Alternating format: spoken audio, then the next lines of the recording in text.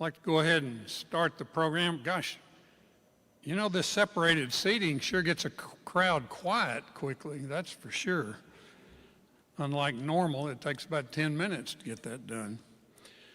I'm Randy Zook, President of the Arkansas State Chamber of Commerce and Associated Ministries of Arkansas. Welcome to a very unusual annual meeting, which also has the distinction of being the first significant event in this facility since COVID hit the fan.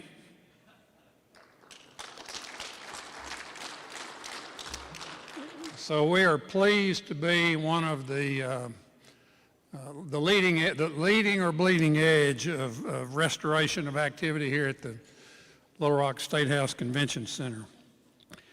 My job right now is to thank our sponsors. No event for a Chamber of Commerce can take place without significant and generous sponsors who make this possible. In your program, you'll see a comprehensive list, but I'd like to call out for special recognition BKD CPAs and Advisors, Citizens Bank in Batesville, Central Maloney and Pine Bluff, Entergy, McGeorge Contracting all over the world, Tyson Food likewise all over the world, and Walmart all over the solar system. That said, I'd like to save the best for last. Let me introduce a brief video from our presenting sponsor, Snyder Environmental Services. Tune into the video. Do you see a building that we've not worked in? I do not. Snyder was the brainchild of myself and two very dear friends. We decided to buy this little company that was removing a little asbestos out of Morrilton, Arkansas, and little did we know what that would become. In 2008, it was a much smaller organization, less people. The year before we bought the company, it did something like 1.7 million in revenue. We added things that seemed natural to us, like lead paint remediation. We did pick up more experience in mode along the way. Now we are a part of an entity that is around 100 million in revenue this year with a very viable strategic plan to get us to 325 million. Snyder's reputation quickly grew into the company that can complete projects repeatedly, on time, safely, and on budget. Going from smaller commercial properties to the large properties on downtown Main Street. To see some of the people that are downtown now and making good use of those old buildings, it's been very rewarding. We initially decided that we needed to expand and open an office in Northwest Arkansas.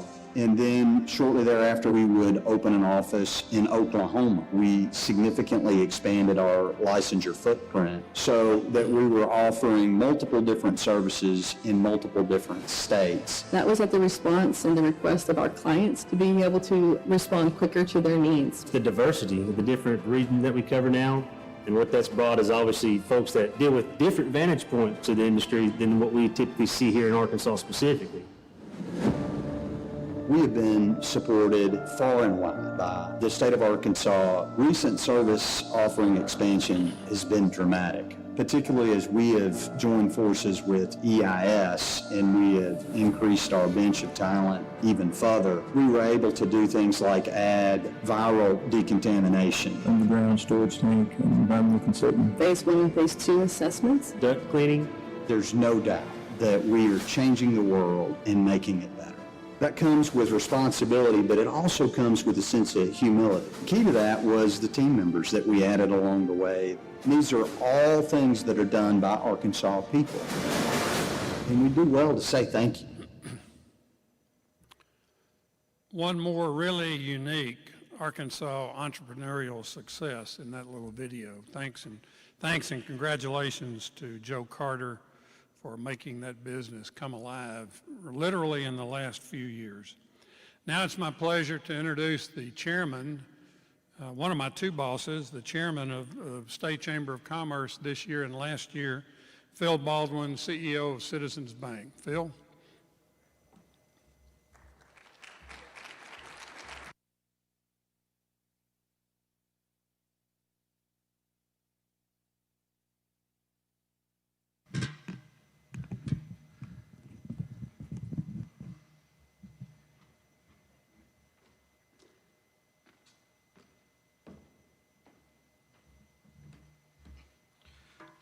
Thank you, Randy, for the introduction, and it's my distinct honor to introduce to us someone that we all know and someone that we all respect, Asa Hutchinson, the 46th governor of the state of Arkansas.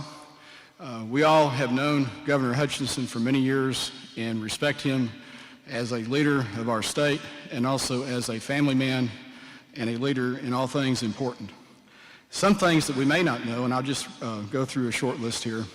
In 2018, Governor Hutchinson was reelected with 65% of the vote, a really amazing accomplishment. And actually, that's more votes than any other candidate for governor in the state's history. He has won recognition for the state as a leader in computer science education, has cut taxes by $150 million. Hutchinson, as U.S. Attorney for the Western District of Arkansas. In 1996, he won the first of 3 successive terms in the U.S. House of Representatives. And during his 3rd term in Congress, President George W. Bush appointed him Director of the Drug Enforcement Administration and later as an Undersecretary of the newly created Department of Homeland Security. The governor is currently Vice Chair of the National Governors Association. He is the former co-chair of the Council of Governors and the former chairman of the Interstate Oil and Gas Compact Commission.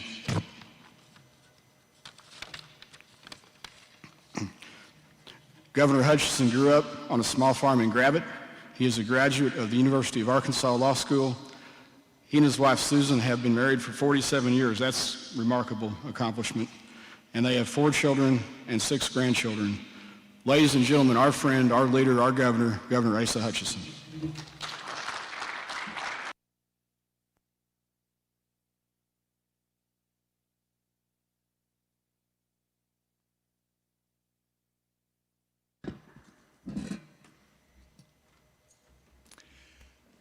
Thank you, Phil, for the introduction, more importantly for your leadership and friendship through the years. Randy Zook, really grateful for your partnership and the State Chamber and Associated Industries. Everything that you say is always right, although I don't think your reference to COVID hitting the fan would pass Department of Health regulations. But it is great to be here in a safe environment, following all the guidelines, but also to be here personally, to celebrate our economy, to celebrate the work of the Chamber of Commerce and recognize the important leadership role that it plays. Of course, I want to start by talking about the success of the State Chamber in partnering with the committee and myself in supporting Issue 1. And that was a great success for us, be able to have the people of Arkansas by 55% of the vote support the passage of Issue 1, which sets Arkansas apart from our surrounding states because of our investment historically in infrastructure for the future. So give yourself a round of applause and thank you. And then let me just pass a comment more broadly about the national elections. And I'm sort of practicing on you because I'm going to be speaking a little bit later on this topic. And whenever you look at the national elections, I think there's 3 things that we've got to keep in mind. First of all, we have to be very patient because under our system of government, every election is handled state by state, and every state has different rules, and every state is going to have a different timeline and a different process. Sometimes they're wrapped up immediately and you know the result. Other times it takes a little bit longer. I remember in the year 2000, during Bush versus Gore, I was called down to Florida during the recount. I see Secretary Mike Preston hails from Florida. He remembers that well. And so we as American people have to be patient. We have to be patient and wait for each of these state systems to resolve itself. Secondly, we have to recognize that it is likely that Vice President Biden and Senator Kamala Harris will receive 270 electoral votes. And so it is incumbent upon them to be prepared and to plan, and we have to give them the latitude to do that as we finish the counting in the various states. Then finally, we just have to let our process work. And that's going to take a little bit of time. We might think we know the outcome, but we've seen unpredictable things before. And so let's be patient, let's let the process work, and also understand the need to be prepared for whatever the eventuality is next year. One of the things I want to thank each of you for also is for pulling together to fight COVID. And you think, well, we're not being very successful. And I can understand the thought on that. But you look nationally, every state is struggling with COVID. And thank goodness that Pfizer had some good results on their trials, that we have hope around the corner. And that's what we need right now, is hope around the corner. And that does give us, and thank goodness for the innovation in the pharmaceutical industry in America, and that they do invest in research, and that we are leading, and that we have hope for a vaccine. But in talking today, though, we cannot wait for a vaccine and say, well, it's around the corner.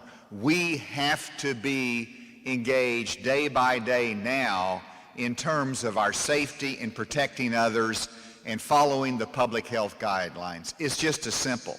And it's interesting to me that through it all, you've got the best medical experts all across the country that are engaged in what we should do to fight COVID. And guess what their answer is?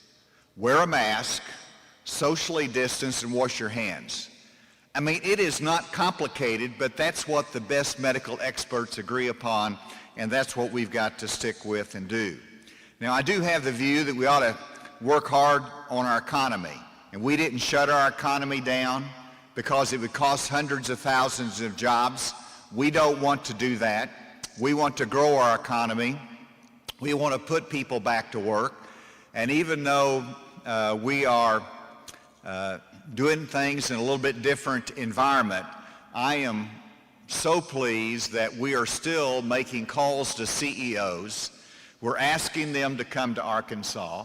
We've got industry in the pipeline ready to make announcements, and I assure you that Secretary Preston and his team are continuing to work hard, as I am, on bringing jobs to our state.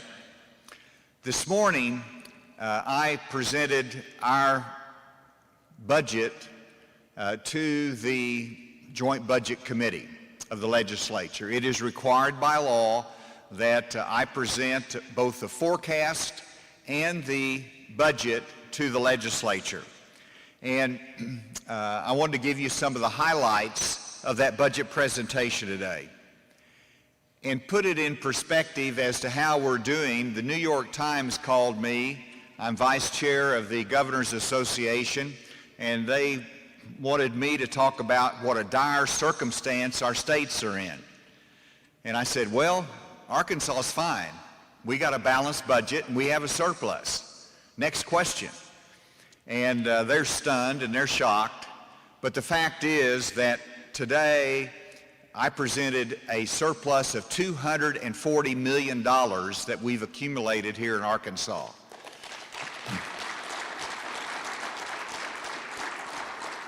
Historically, we would just spend the surplus. But I asked that they would take $100 million of that surplus and put it into our savings account, our long-term reserve account. And because we created this in 2016, it's built up to over $180 million now. You add $100 million into that, you're talking about $250 million in savings, and pretty soon you're talking about real money. And so that is something that I expect the legislature to approve. It makes sense to help Arkansas through the tough times. Secondly, I've asked for $30 million of the surplus to go to rural broadband efforts in our current grant program that helps deliver high-speed broadband to our rural communities. When it comes to tax reductions, we set aside $50 million of that surplus to boost us in terms of tax reductions for the future. As you know, next year we're going to go to a 5.9% individual income tax rate in Arkansas. That is a large amount of progress since we started out at 7%. But I want to continue that fight, and so I have proposed that we lower the income tax rate to 4.9% for 5 years for new residents of Arkansas. Now, what that means is that it's going to help our businesses to attract tech talent. It's going to help us to attract retirees. It's going to help us to attract manufacturing talent that live in another city and urban environment that they want to get out. And so it gives us a marketing tool for that time frame. And you say, well, that doesn't help me any. Well, it sets the standard that we want to get all Arkansans to 4.9% in an individual income tax.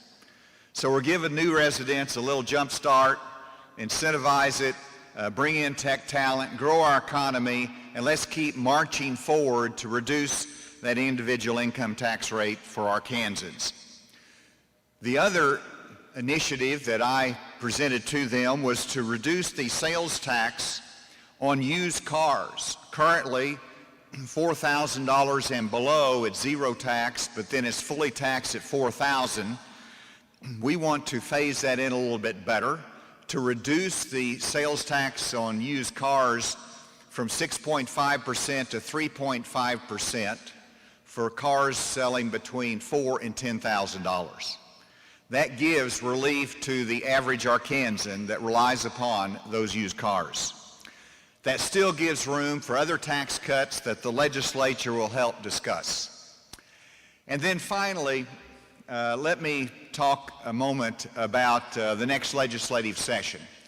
And if you look at the next legislative session, we're going to be dealing with improving our workforce education, raising teacher salary. We're fully funding education at an amount that you have, an increase that is the largest in over a decade.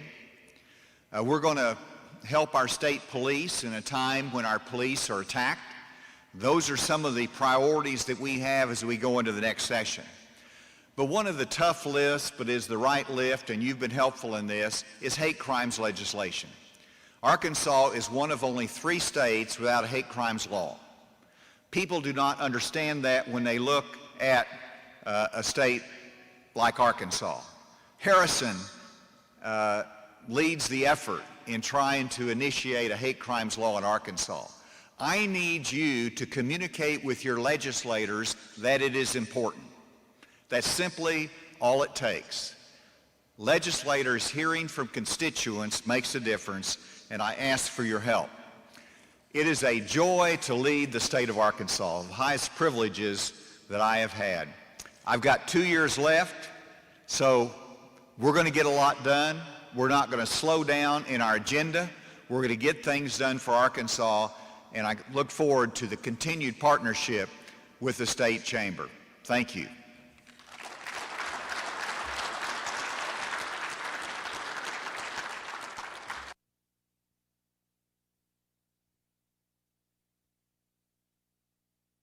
Mike, for you and Joe Carter with Snyder Environmental will come up and do that.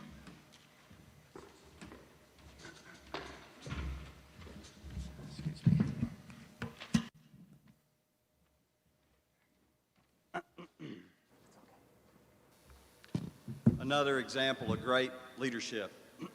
Thank you, Governor Hutchinson. One of the foundational tenets of leadership is trust. Without the trust of those that you lead, it's impossible to help in a meaningful way. In difficult times, you need the trust of those that agree with you but you also need the trust of those that may not. It is an important lesson that modern leaders today need to understand. In that vein, this year, the State Chamber and Associated Industries of Arkansas are unveiling the Public Servant of the Year Award. This award recognizes an individual who has served or currently serves as a key official in federal or state government and has contributed to the overall well-being and health of the state as a whole. We are pleased to present our inaugural Public Servant of the Year Award to you, Governor Hutchinson, for the lifetime you've spent building that trust that is so critical in difficult times. That trust, mixed with your calm and measured leadership of our state during the coronavirus pandemic, have been truly impressive, and there is no doubt you continue to save lives.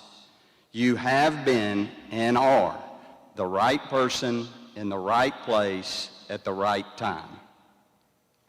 You have kept the state open for business while following the lead of doctors and other health professionals in combating the pandemic, including advocating for and implementing high levels of coronavirus testing, implementing a mask mandate, and other common sense efforts. Governor Hutchinson, thank you for your extraordinary leadership during the unprecedented crisis in our state and nation. It is with sincere appreciation and deep respect that we present you the first Arkansas State Chamber of Commerce Public Servant of the Year Award. And I'm actually going to need to slip behind you to get it.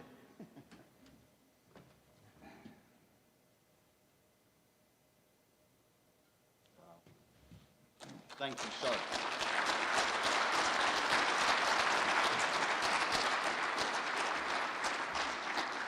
I'm humbled by this and very honored. Thank you.